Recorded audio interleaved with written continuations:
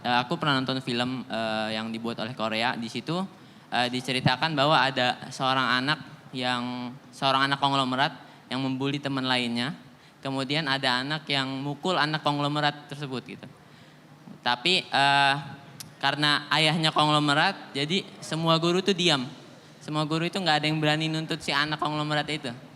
Bahkan ya, sampai-sampai yang anak yang ngebela itu yang benar itu akhirnya dia yang dihukum dan dikeluarkan dari sekolah gitu. Yang jadi pertanyaan aku ketika kakak di Indonesia ini kan sudah bahkan ada yang viral ya, banyak anak murid yang membangkang kepada gurunya. Bahkan wali murid pun sudah tidak jarang ada yang menuntut gurunya karena gurunya anaknya dihukum gitu. Yang menjadi pertanyaanku adalah yang pertama adalah bagaimana kakak menghadapi hal tersebut, ya, apa yang kakak akan lakukan dengan kebijakan kakak? Mungkin itu aja kak, pertanyaan.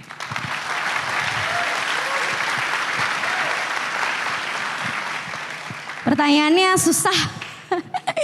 Pertanyaannya susah karena memang benar dan itu realita yang terjadi dimanapun ya. Saya rasa nggak hanya di Jakarta aja. Bahkan tadi contohnya sebenarnya Korea ya. Tapi itu terjadi di Jakarta dan di kota-kota lain.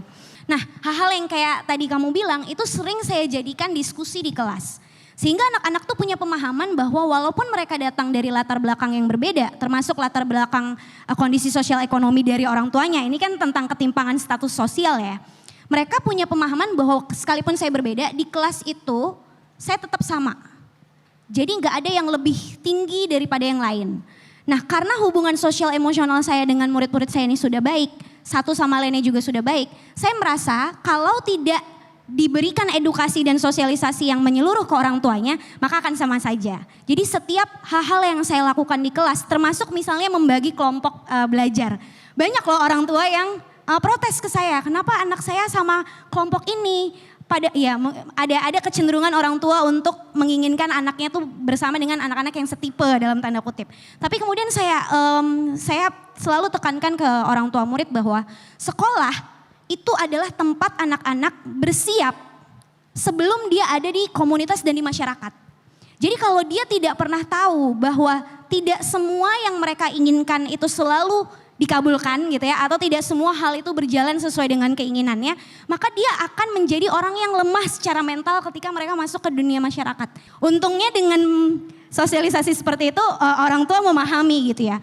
Dan kayaknya mungkin apa yang saya lakukan dengan mencoba untuk berkolaborasi dengan seluruh pihak gitu yang ada di sekolah, itu jadi satu hal yang bisa saya petik buahnya sekarang. Karena semuanya menerima dengan baik, tentunya ya dengan kita mau bersusah payah menjelaskan dan merendahkan hati untuk bisa saling menerima masukan, seperti itu.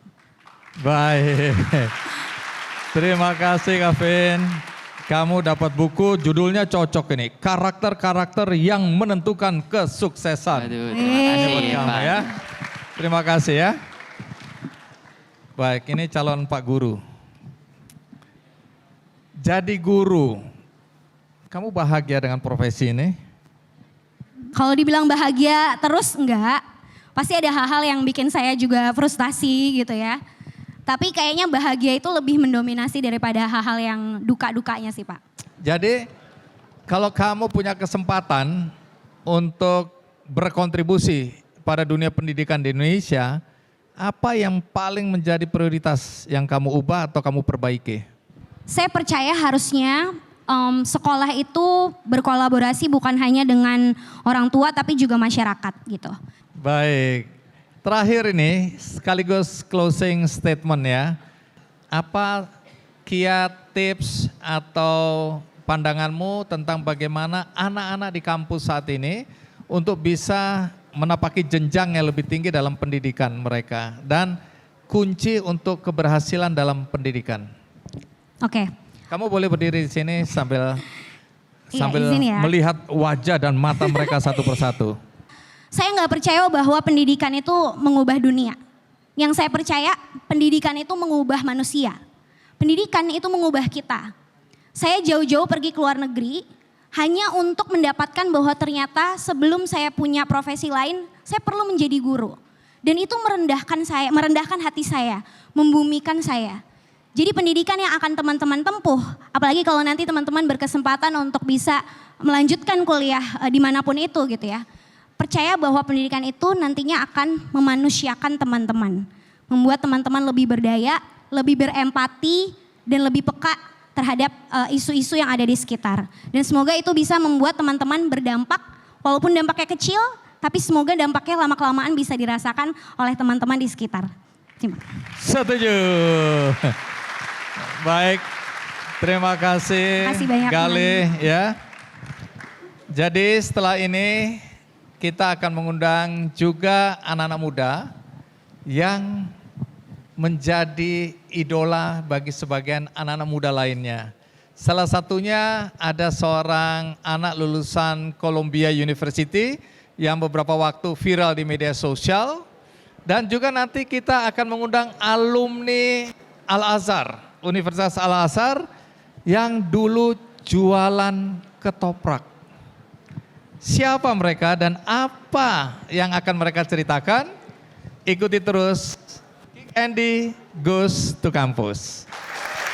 Kita berikan sekali lagi untuk Galih. Terima kasih Galih. Some people want it all, but I don't want nothing at all. If it ain't you, baby. Jelajahi cara baru mendapatkan informasi. Download Metro TV Extend sekarang.